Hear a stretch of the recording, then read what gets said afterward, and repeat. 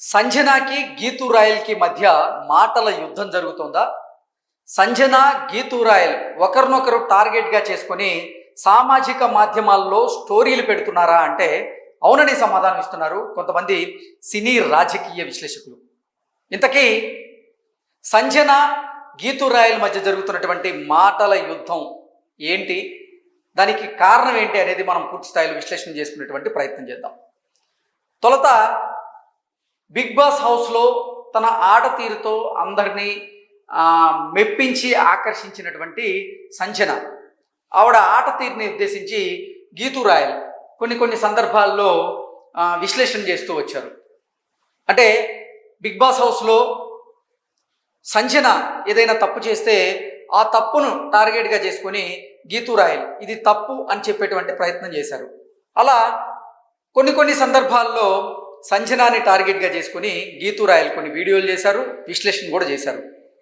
Big boss హౌస్లో top 5 కంటెస్టెంట్స్లో Sanjana 5th కంటెస్టెంట్గా నిలిచారు. ఆవిడ తన ఆట తీరుతో అందరినీ మెప్పించి అక్కడ దాకా వెళ్ళగలిగారు.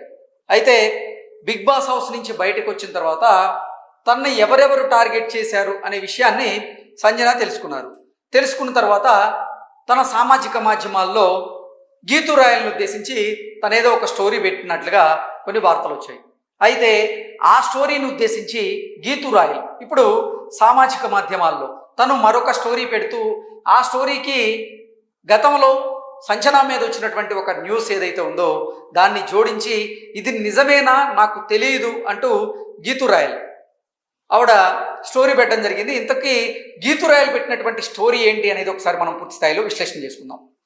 Geethu royal status on Sanjana, ఇది గీతూ రాయల్ స్టేటస్లో భాగంగా మనం విశ్లేషణ చేసుకుంటున్నటువంటి పోస్ట్.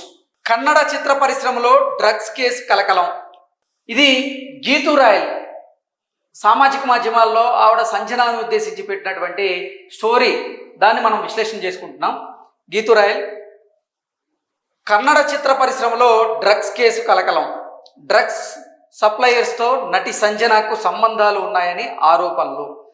ఈ న్యూస్ని ఉద్దేశించి గీతూ రాయల్ సంజన గారిని టార్గెట్ చేసుకొని I'm not putting the story as a reaction to her story of mine because I'm not as a vengeful as her but was this true, I never know this అంటూ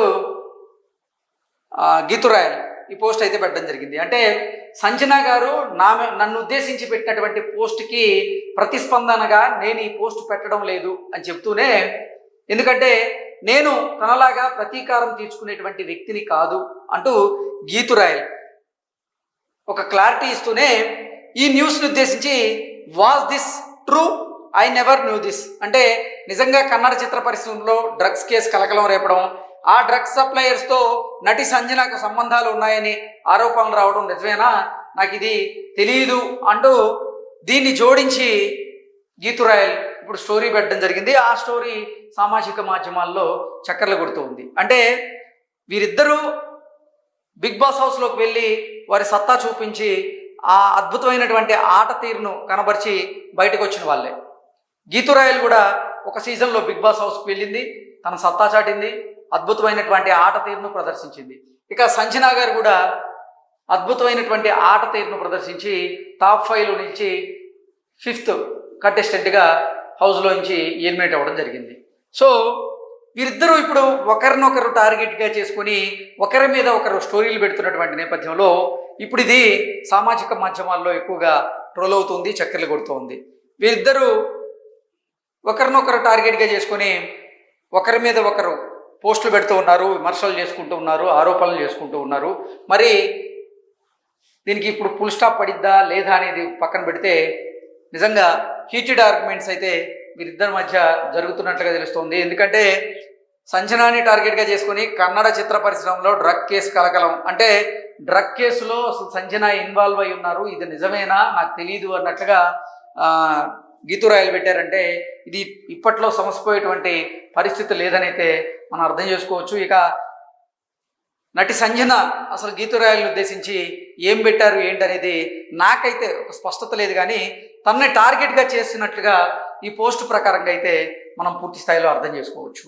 so దానికి ప్రతిస్పందనగానే తను ఈ story అయితే పెట్టింది. కానీ ఇక్కడ mention చేయడం మాత్రం సంజన నా గురించి పెట్టినటువంటి స్టోరీని ఉద్దేశించి ప్రతిస్పందనగా నేను ఈ స్టోరీ పెట్టడం లేదు అంటూనే గీతూ రాయల్, ఎందుకంటే నేను ప్రతీకారం తీర్చుకునేటువంటి వ్యక్తిత్వం కలిగిన మహిళను కాదు, వాజ్ దిస్ రియల్ అంటూ డ్రగ్స్ గురించి అయితే ప్రస్తావించడం జరిగింది.